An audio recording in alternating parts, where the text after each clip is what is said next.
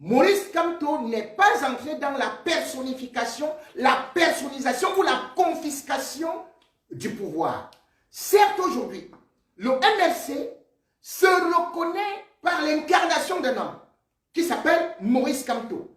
Mais en réalité, comme le dit Michel Ndoki, le MRC n'est pas pour Maurice Kamto, tout comme aucun parti politique n'appartient à personne. Et d'ailleurs, le MRC a été créé, s'il faut bien le regarder, de façon officielle, le 13 août 2012. Et là, nous étions justement au Hilton.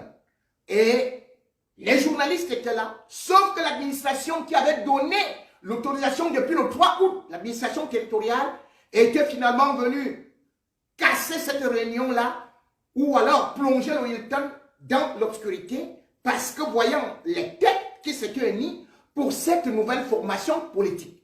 Oui, nouvelle formation politique, mais en fait, le MRC émanait de la fusion de quelques partis politiques, tels que le mouvement républicain, donc le MRP, qui était un parti fondé par le professeur Alain Foguet, et bien sûr aussi le MOREP, le mouvement républicain, qui était fondé par Fabien Assigana. Fabien Assigana, c'est donc ces deux partis qui vont fusionner avec d'autres petits mouvements pour donner le MRC. Donc, au départ, Maurice Kamto n'est pas là, et même s'il était le propriétaire du MRC ou le fondateur, on peut bien le lui enlever. La preuve, c'est que quand on a vu l'UNDP, l'UNDP, ça vient les bois qu'on voyait au début. Mais après, l'UNDP est tombé entre les mains de Bello Bouba Maïgari. Quand on voit par exemple le RDPC aujourd'hui, le RDPC n'a jamais été créé par Biya, c'est l'UNC qui a été créé par Amadou Ahidjo. Paul Biya n'a fait que récupérer ce parti, en faire le changement de nom et s'en approprier. Et ceci n'est pas tout simplement le cas du Cameroun parce qu'on en a vu un peu partout. Et c'est justement là où la popularité également compte. Aujourd'hui, l'opposition a besoin de quelqu'un qui, par la base, est aimé. La base qui va le propulser. Et c'est là où Michel Ndoki devrait d'abord travailler. Parce que justement, il n'est pas interdit de récupérer ou même de bousculer celui qui est au trône d'un parti. Celui qui a la tête d'un parti. Ça se passe partout.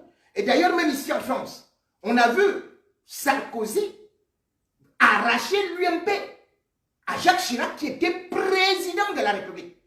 Mais parce que Nicolas Sarkozy avait travaillé à la base, il représentait en fait une nouvelle vision du parti et la base l'avait suivi. C'était ce qu'il avait pris cela. Mais aujourd'hui, lorsqu'on essaie donc de regarder, bien sûr, le MRC entre Maurice Kamto et Michel Ndoki, on regarde l'équilibre des forces. Oui, Michel Ndoki a de la jeunesse. Sauf que, bien évidemment, elle est née, je crois, en 1973, quelque chose comme ça. Michel Ndoki a de l'expérience. Oui, elle était déjà dans un autre parti avec Kawala, avant de venir au niveau du MRC. Oui, Michel Ndoki a été qualifiée de la fiancée du peuple. Elle était beaucoup aimée. Mais est-ce que cette cote d'amour est encore la même?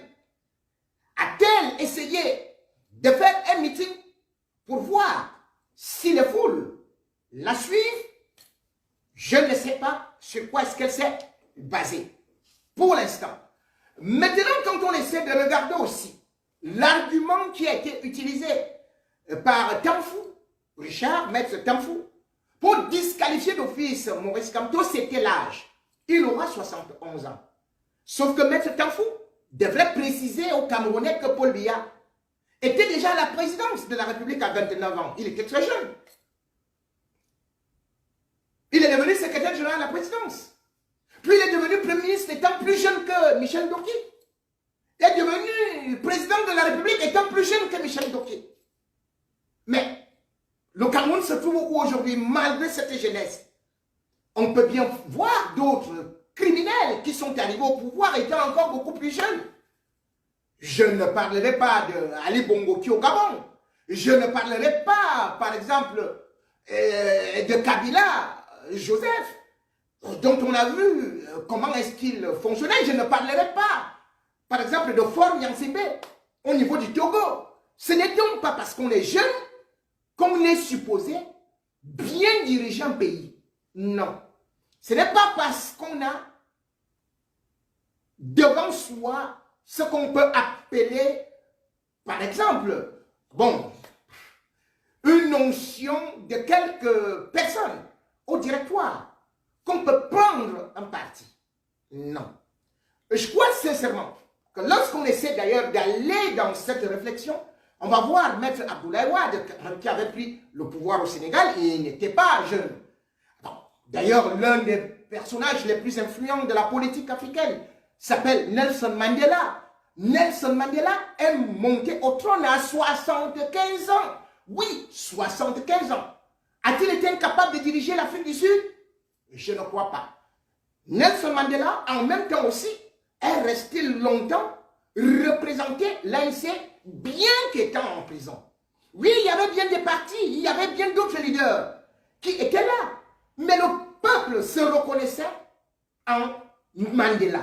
Le peuple voyait l'ANC comme étant un costume de Mandela. Donc, il y a des personnes qui incarnent le parti. Et même sans ce parti, ils peuvent s'en aller. La preuve aujourd'hui, c'est que Gbagbo est arrivé en Côte d'Ivoire. C'est lui qui a créé le FPI, le Front Populaire Ivoirien.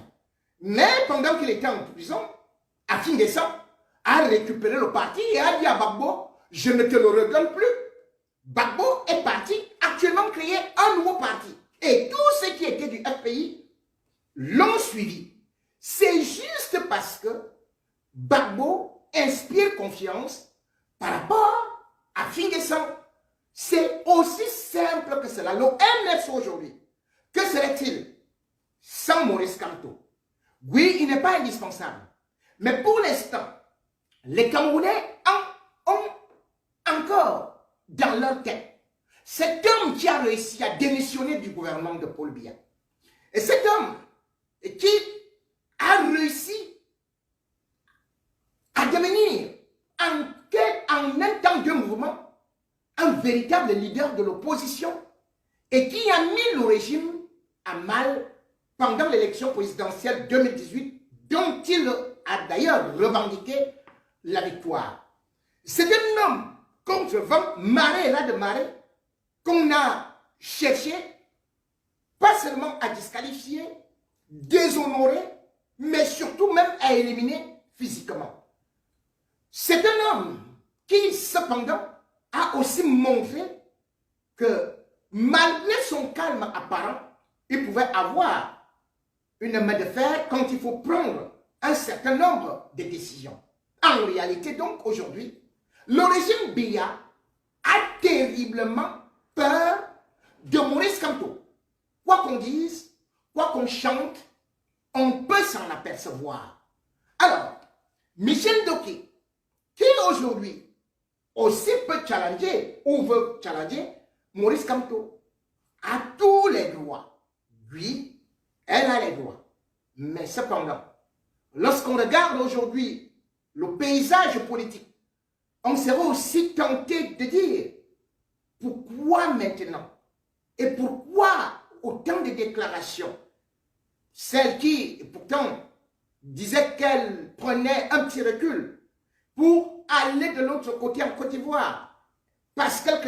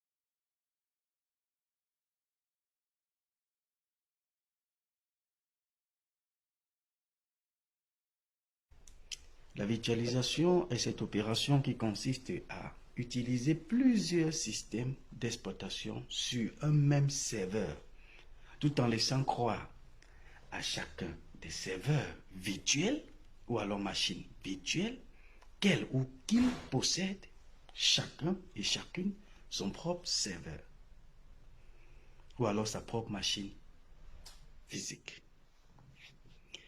Virtualiser ici libère l'espace. Virtualiser ici rend convivial la gestion du réseau, la gestion du parc informatique. La virtualisation ici renforce la sécurité car la confidentialité, l'intégrité, la non-répudiation et l'ensemble des failles que possède le parc informatique de toute structure rend beaucoup plus le rôle des systèmes informatiques utiles.